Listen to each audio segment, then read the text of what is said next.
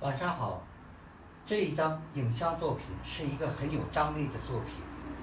看看在黑暗之中，一个透视的眼睛把这个黑暗透视掉。然后我们不谈这个照片了，我们谈我们的事情。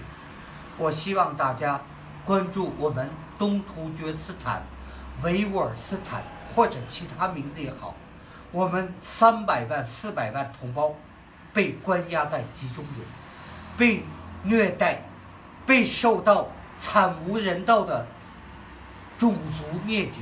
我希望大家关注。我不是一个搞政治人。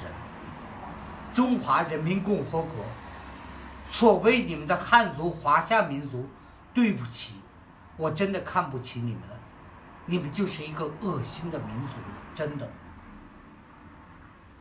我什么都不说，我只说，这就是我们的旗帜，